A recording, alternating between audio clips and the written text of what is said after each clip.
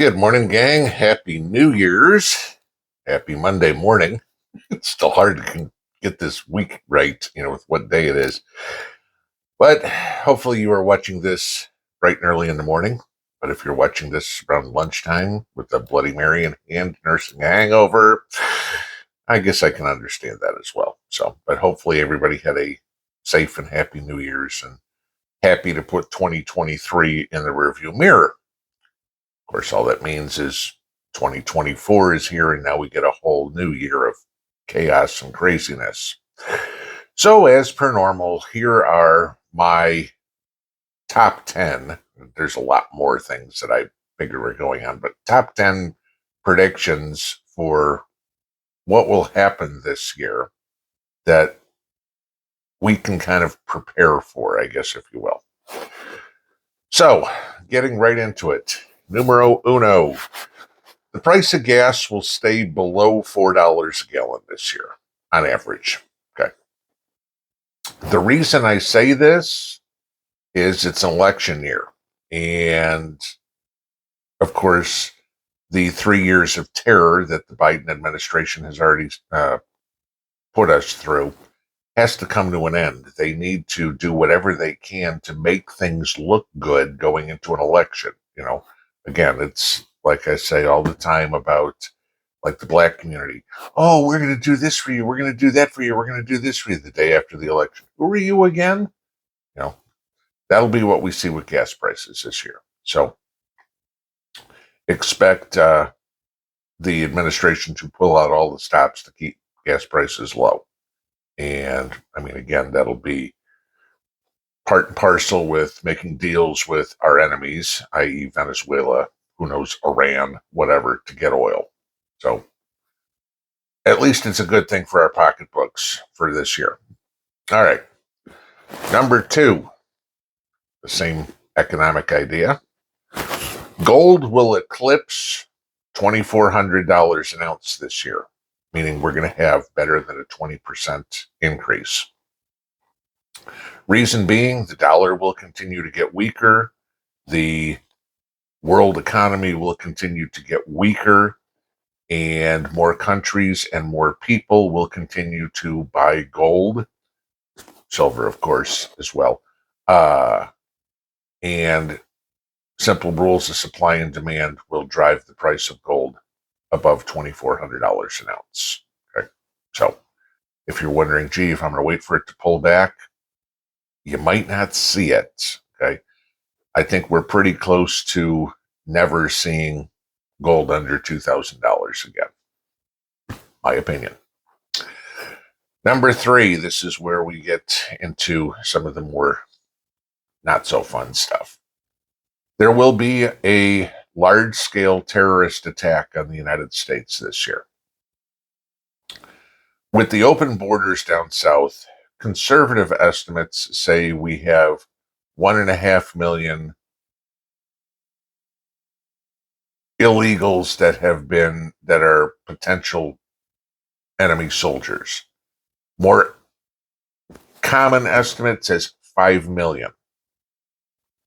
5 million military age males who have some sort of training, be it military, be it cartel, be it however, to cause problems. All it takes is one cell to cause havoc in the United States. It might be a Oklahoma City type. It might be a large scale, I'm trying to choose my words carefully here so the censors don't get me, large scale mass shooting. But we're going to have a terrorist attack by foreign nationals somewhere this year. Okay. Number 4, unemployment. You guys have heard me talk about this one before. The current U6 number, the real unemployment number, is 7%. We will eclipse 10% in 2024 for a couple of reasons. One, a bad economy. Two, more regulations. Three, artificial intelligence. There's a lot of things that are going to put people out of work this year. We will see better than 10% unemployment. Hopefully, your job is safe when it comes to being replaced, being outsourced, or altogether being eliminated. With the drive toward digital economy, again, the globalists want to get us completely away from brick and mortar anything. Again, we go to digital money, total control, where they can control what you do. They can't control you to go to the store and pay cash. Okay? So the only thing they can do is make any sort of shopping, whatever, via the internet. And that way it would all have to be digital currency because obviously, you can't use cash over the internet. But you can currently go into the local Walmart and pay in cash, or you could pay in credit card or digital currency or whatever. They want to get rid of that. Okay? We'll start to see the beginnings of it. The retail sector, the brick and mortar sector of the economy will start to be downsized. Got a job in retail, good chance that you will be affected. So expect to see unemployment cross 10% this year, which will be the death knell for Joe Biden, which in that respect is a good thing. But people being out of job, no, that's not a good thing. So that being said, the inflation number, core CPI, okay, the core number, will stay somewhere around 3 to 4%. Still higher than what good inflation is at 2%, but it'll stay pretty steady for where we are right now. Official numbers, okay? I'm just telling you. Again, we all face inflation numbers that we don't agree with, but it's the only thing I can go on. I can't make up my own inflation number. So the core CPI, the one that is reported, will stay somewhere between 3 and 4%. Reason being, again, is not because the economy is getting better or anything, but the administration will do anything they can to make it look like Bidenomics works. So if this means rate cuts to do it, if this means, anything, restriction on trade, however, they will try to keep falsifying the numbers. The Biden administration lying, that's not a big surprise. Okay.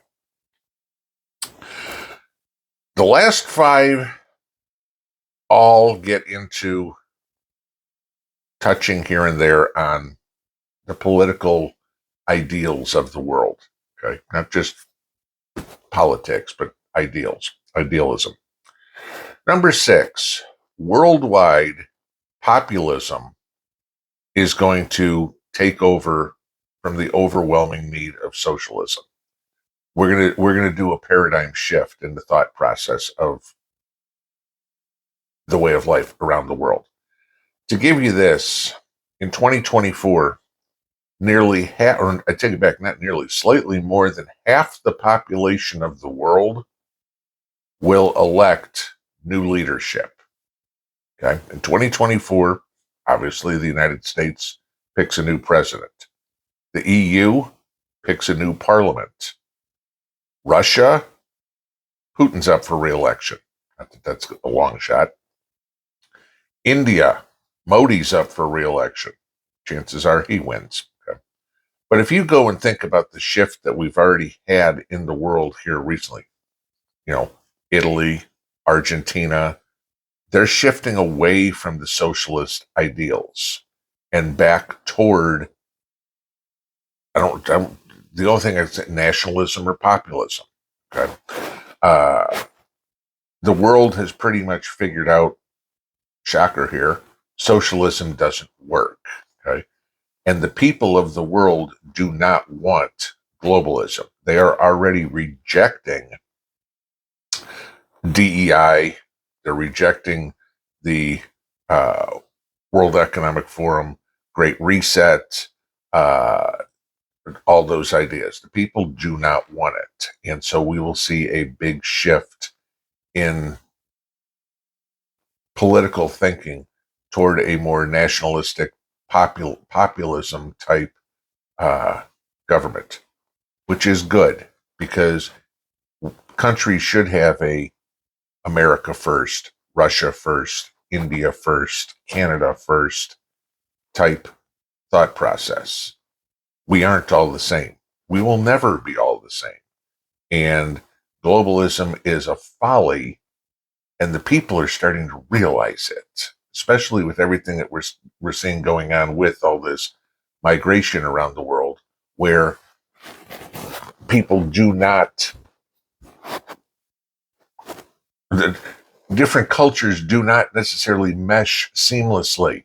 Okay, look at what's going on with all the immigrants going into Europe. Look at what's going on with all the illegals coming into the United States. It's not working. Okay, and the native citizenry of most countries is seeing that firsthand. Okay, and we're already seeing laws being made in some countries where deport them. Okay, gone. Sorry, you're not coming in. All right, number 7. So we get onto the religious side of that.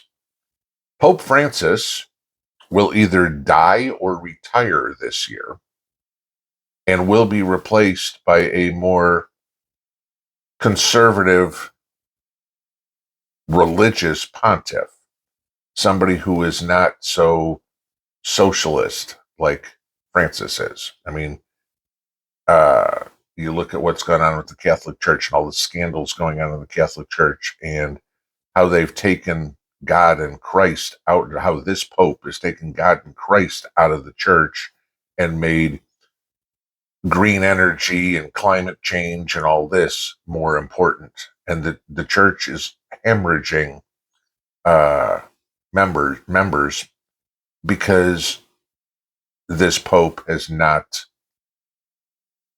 put religion first. Okay.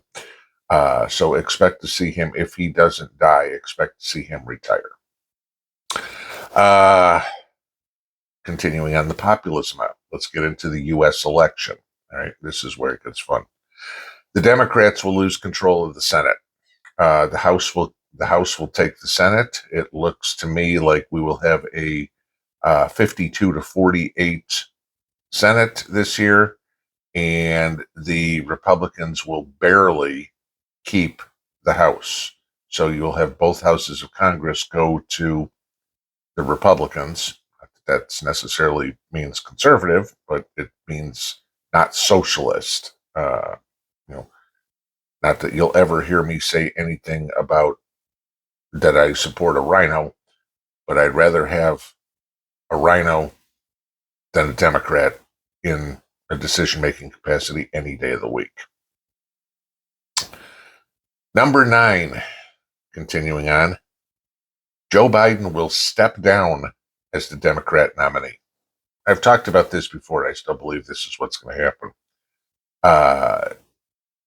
Joe is going to win the nomination, the Democrat nomination for President. Marianne Williamson, Cornel West are not going to get it. Okay.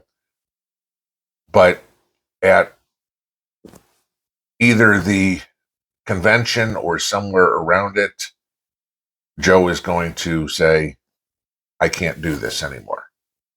Whether it's because of his health, whether it's because the legal problems he's about to face, Joe will step down.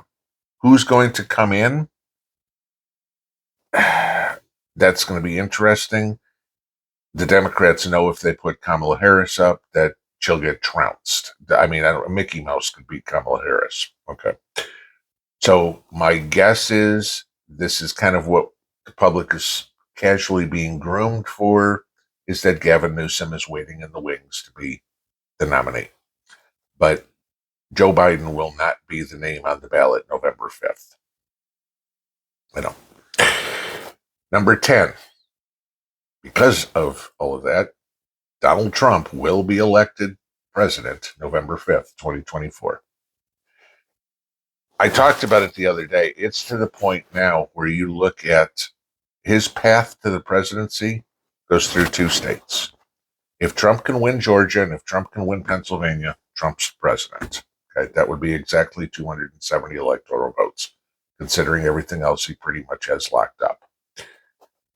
That's the only. I mean, sure, you got Michigan, you got Wisconsin, everything like that. That could go either way. Those are the only two states that matter. If Joe can win those, or I'm sorry, if Trump can win those, he's got 270 votes.